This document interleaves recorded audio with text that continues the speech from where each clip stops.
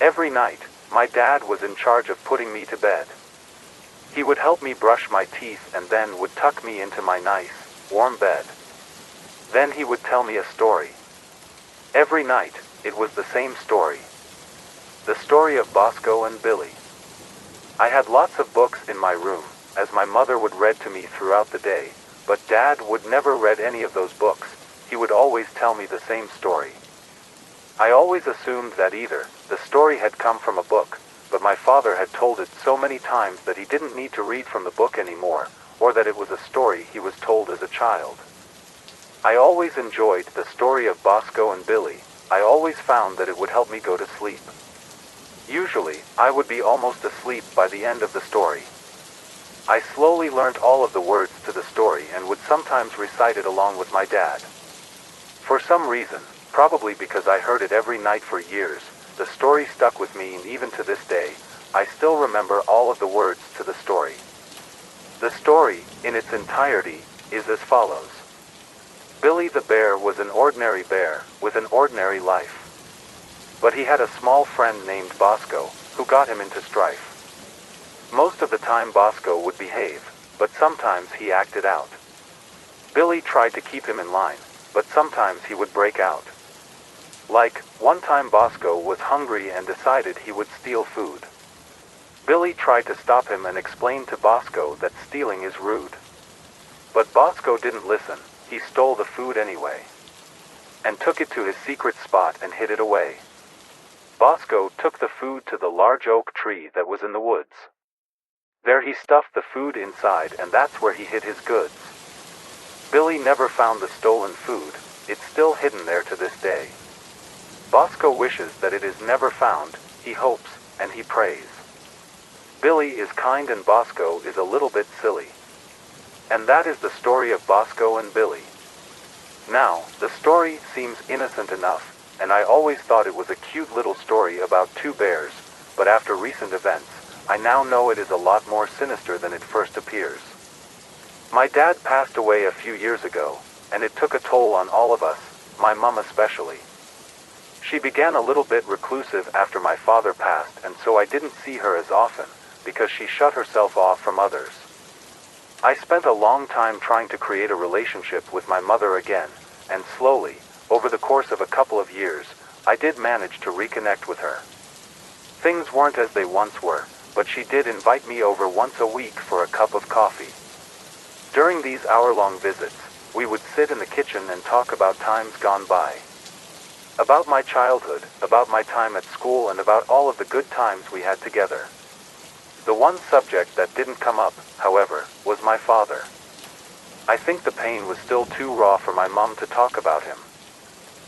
On one of my weekly visits, though, I thought that I would try and mention my father, as I felt that it might do Mom some good to talk about him.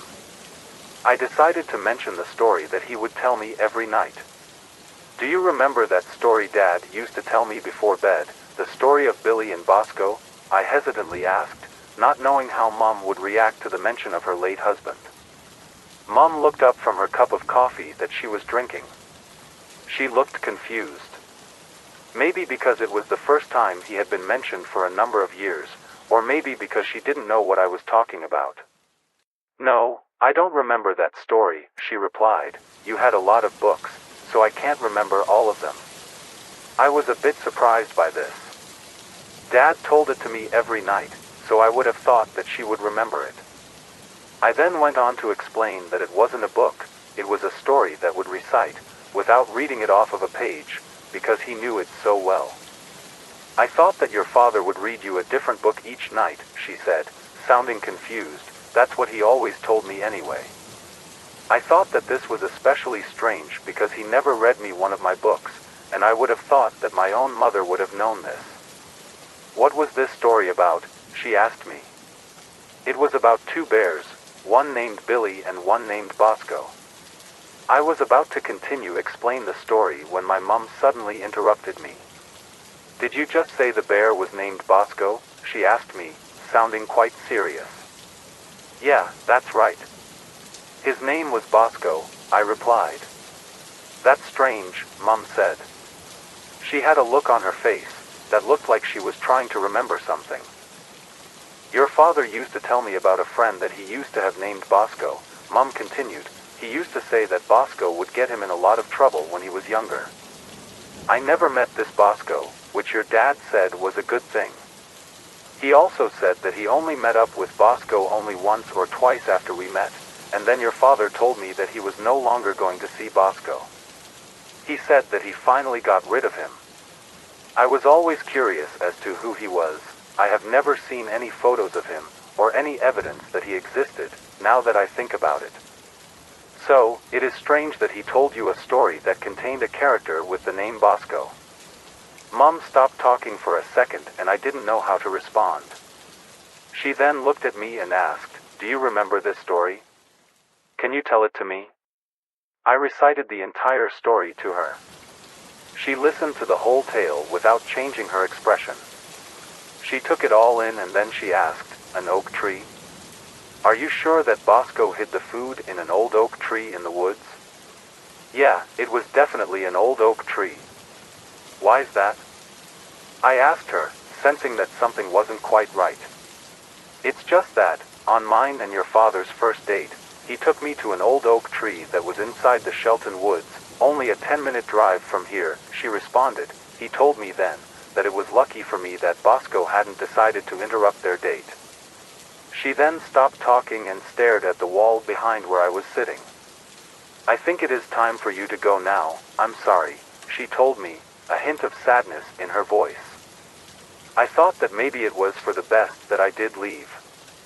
I got up and gave her a small hug, which she didn't even seem to notice. Then I collected my things and headed out the front door. I got into my car and begun to drive home. On the way home, however, the thought of the old oak tree in Bosco began to fill my head. I couldn't escape these thoughts.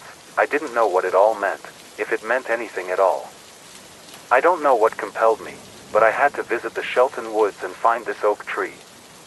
I turned my car around and headed in the direction of the woods. 15 minutes later, I found myself standing at the edge of the woods. I took a step forward and entered them. I didn't know exactly where this oak tree was, but I was determined to find it. I explored the woods for around 10 minutes before I saw it. Standing in front of me was a huge oak tree, its branches extending high up into the sky. I walked over to the base of the tree. A sense of fear started to overcome me. Something didn't feel right. It felt like something terrible had happened here. I looked down at the ground, at the base of the tree, and I saw that the dirt there looked slightly different than the rest of the dirt in the woods. I don't know why I did this, but I bent down and begun to dig in this dirt. The police say that if I hadn't started digging, then they probably never would have found them. There were 4 bodies in total. All young women around the age of 24. All of them had been dead for over 30 years. It was undeniable, they were all murdered and buried under this tree. The DNA testing was also clear. My father was responsible for the killings. Somehow, he managed to keep all of this hidden for many years.